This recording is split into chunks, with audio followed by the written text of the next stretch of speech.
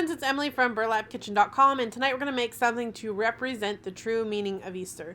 So the first thing we're going to do, I just have a 2x4 there that I just sanded down a little bit. We're going to take some Jenga blocks. I pulled out 6, but you're actually going to need 8, and then we're going to use some jumbo popsicle sticks. So I'm going to first stain all these pieces, my 2x4, my Jenga blocks, and again, I have 6 Jenga blocks here. You're going to want 8 for this project. So now I'm going to go ahead and stain my popsicle sticks. I am using Minwax in the color Dark Walnut. It's my favorite. I use it for everything.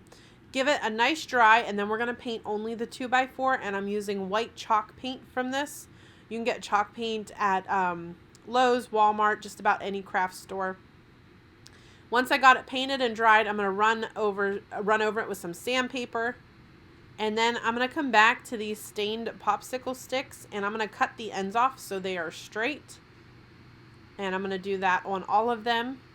So this first one here, actually, we're going to work on that and we're making crosses here. So I'm just kind of measuring everything. You want a longer cross, a taller cross in the middle, and then 2 shorter ones on the side.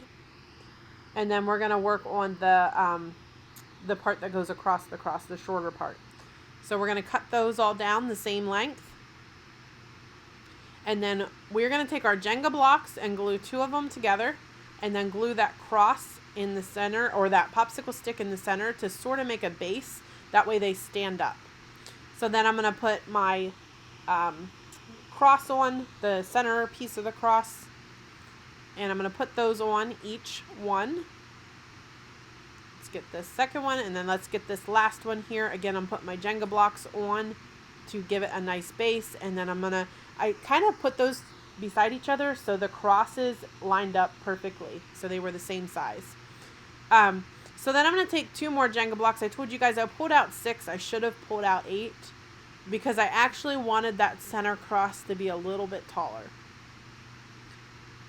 So then I just stained it and hot glued it together, and then hot glued it to the bottom, and it worked perfectly. So that just the Jenga blocks just sort of make like a little base so you can hot glue them onto your 2x4.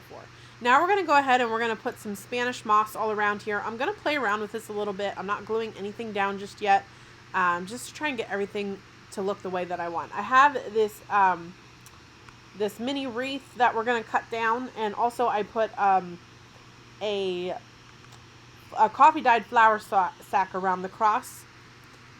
So that mini wreath was a little bit bigger than I wanted, so I just cut it down with my snips and used a zip tie. I wish I would have had a wire, but I didn't, so I just used that. And I didn't like the way that other fabric was laying, so I cut off a new piece of that, and then I'm going to start gluing the Spanish moss down. So the fabric, again, is just a coffee dyed flour sack. You can get that at Walmart in with the tea towels. So after I got my Spanish moss glued down, and I started looking at everything, and I felt like I wanted to add a little bit something extra to these crosses. I just felt like they needed something, so I decided to wrap some twine around them, like the center of them, and I think it looked super cute. So I know you can't see this too good. It's kind of hard the way my camera is angled. I need to probably get another camera, but that's not something I can do right now. So we'll just have to work with this one until we get it different or get a different angle.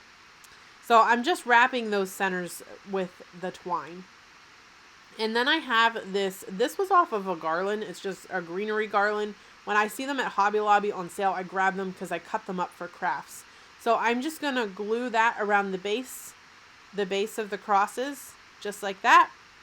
And then I'm going to come back on and put this back on again. I took that other one off just because I wasn't loving it as much as I did this one. And then we're going to put that wreath, and I did hot glue that to the top. And there you go, guys. You have something super adorable that gives off the true meaning of what Easter is all about. I hope you guys enjoyed this craft. For more fun ideas just like this, please visit burlapkitchen.com. Thank you.